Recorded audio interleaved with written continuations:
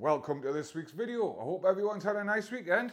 This week I'm stuck in the kitchen, bit of a change of plan for this video. I was hoping to get out and about a bit, but Store Barrett's made its presence felt this week.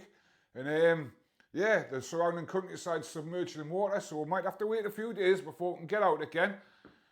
So I'm back in the kitchen and I'm going to be taking a look at another air fryer. Slightly different video this one.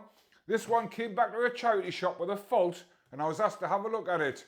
So we're going to see if we can get it working, see what it's like, and we're going to do for a little bit of fun, we're going to do a little comparison. We're going to see which one makes the best chip butty. Is it the 8-pound air fryer, which is going to be part of my channel from now on, or is it this, the new boy, the DU halogen air fryer?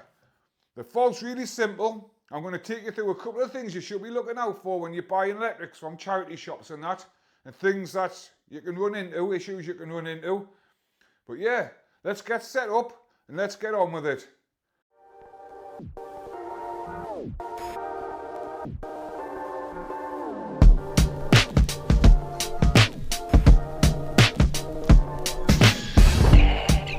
I'll tell you what, charity shops, you know, you can find some right bargains in that. If you're on a tight budget, or you're just like me, bit tight in that, they're fantastic places. I love a rummage. I'm in there about 3-4 times a week. I don't even need out when I go in. But when it comes to electrics, I always approach it with a bit of caution in that. And there's certain things I go through. And the main thing I go for is, if I don't see one of these stickers, a PAT testing sticker, electrical safety test, whatever you want to call it, I don't buy it. I don't care what condition it is, how good the price is, it's just not worth the bother. Not worth the bother. If they haven't took the time to test it it's safe, then I don't really trust it. But on these tests, you have a date, you'll have the signature of who tested it, the initials, and an ID, appliance ID, that gets logged in that. But the main one is to look for the date. If that's within a couple of weeks, I'm pretty happy that it's been safety tested recently, and that's fine, I'll go for it. Like I say, I'm not an expert in all this. All my videos are just a bit of fun, a bit of relaxation and that, so don't be copying us on out. But this is really simple fault, and I think other people might have experienced it. But the woman took it away, happy as Larry with our new 15-pound air fryer. Went home, done her cooking, brought it back. Said after 5 minutes it went off. So I was asked to have a look at it. I brought it up here. I test all sorts, me, like there's some right weird electronics going on in here some nights and that. I should get some of them on the channel, because some of them are pretty cool, like.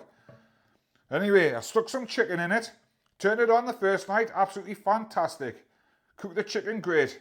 Come the second night, it wouldn't work at all, So I set about it and that, having a look to see if I could see anything obvious.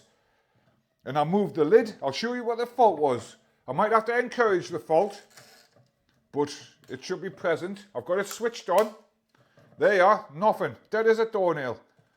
And all I did was touch the lid and it come on. Look at that. Then it went off again. So I had another little rummage around in that. I'll turn that off so it doesn't get too hot.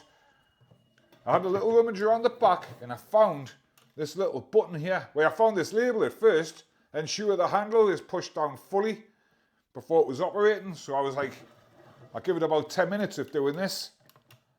And I could hear a click. Then all of a sudden, I couldn't hear a click. I thought, right, that's what problem. And I don't know if you can see here, this might be a common problem with, if you've got one of these and it's not working properly, this could be a fix, you know. But like I said, I'm not going to rip it out apart. But if you look at the handle, there's movement in it. There's movement in that handle, and it's not pushing that button down. You can hear it, it's a firm click, But if I turn it back on and do it, absolutely fantastic. Works a treat. Like I said, simple fix. All I did was take a bit of sticky tape and I just made this handle a little bit fatter. I don't know if you can see the handle there. It's got like a flat spot on it. And I just wrap the tape around.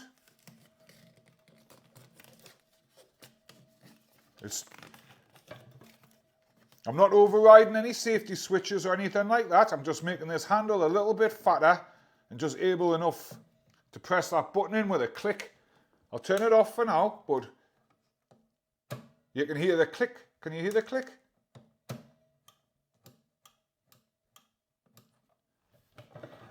And there you go. One fixed air fryer. I know it's a bit random, this video and that, and a bit higgledy-piggledy. But it's the first time I've done something like this, so just bear with us. But watch. Perfect. It's a little thud down while the tape settles itself in place. But I bet this will work now for absolute years to come. Not an issue whatsoever. Absolutely fantastic. Right, we're going to get on now and make the chip butty, because I tell you what, air fryers, I bet 90% of them only ever make chips. People buy them, like me last week. I made burritos. Since then, I've made chips. I've made nothing else in it apart from chips. Good chips. But I'm interested to see if the old £8 air fryer is as good as this thing. Because I tell you what, this is pretty impressive. It's a bit big. It's pretty impressive. But like this here, the shop aren't going to be taking this back for resale or nothing. It's not going to get sold. I've got a friend who's wanting one of these. He's going to have it and that, and I bet he gets many, many years of good service out of it. Look at that. Absolutely fantastic. Right, let's get set up and make some chip butties, because I'm starving. Right, we'll set up for this showdown. Let's see who's going to win. Is it going to be the trusty old £8 air fryer, which is now part of the channel? Or is it going to be the new contender? Is it going to throw us into a dilemma? Do I keep that one? Do I get rid of that one? I'm not too sure yet. I'm not too sure yet, because I tell you what, the chicken out of that was lush.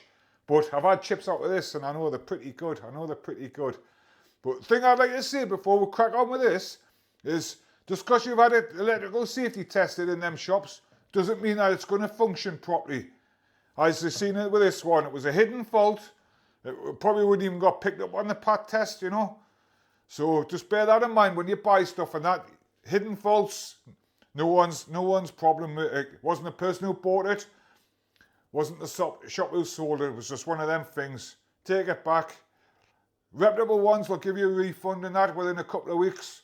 Some don't, so just ask questions when you're in there. Ask, can I bring it back if it doesn't work properly? You'll get a yes or no. If I say no, just leave it. You know what I mean? Not worth it. Not worth it. Right. Who's going to win? Who's going to win? I've weighed out 250 grams of frozen chips for each one of them. I've checked the manual for that DO thing, because I've got it. Like I said, this come in absolutely fantastic condition. And it's 18 to 20 minutes, 200 degrees.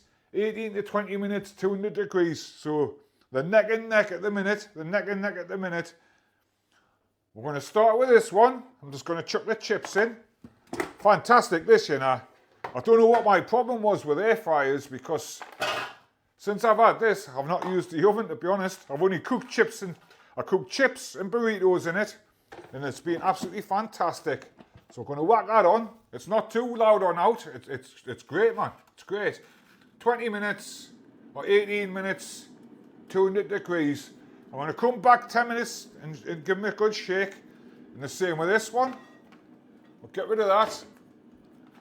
250 grams of chips in. I'm not going to put any oil in and out. They're going to have to just use what they've got. And look at this, man. Absolutely fantastic. 20 minutes, 200 degrees. I need to plug it in.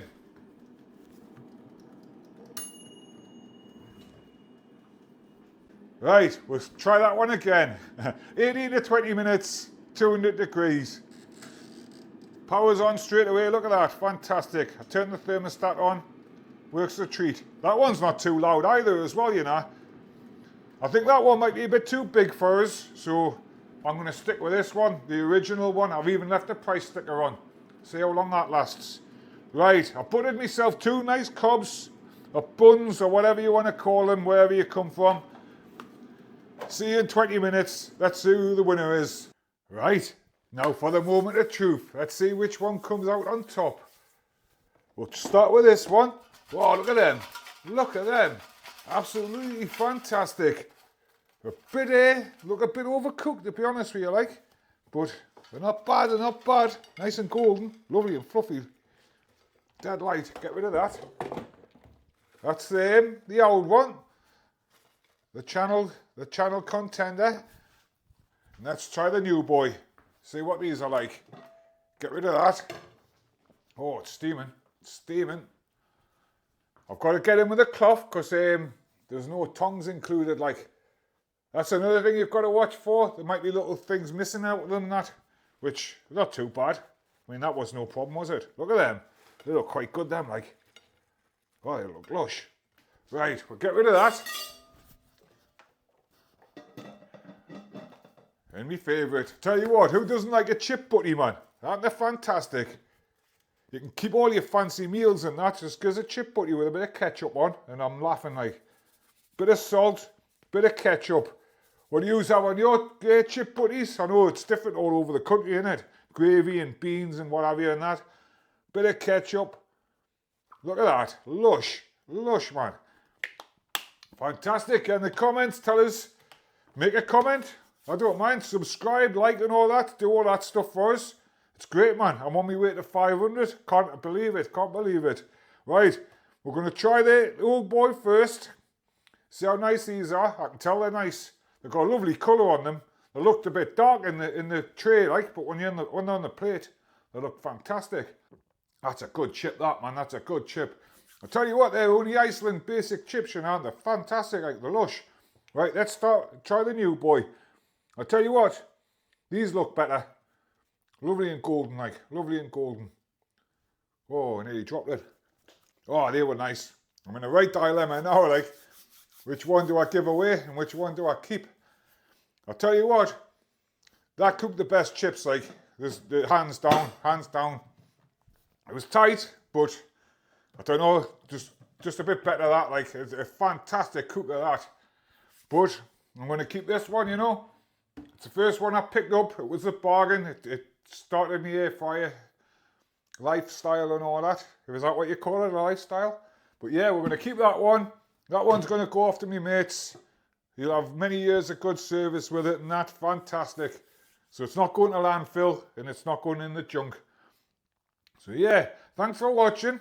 Like I said, like and comment, subscribe to all the YouTube stuff for us. See how far I can push this.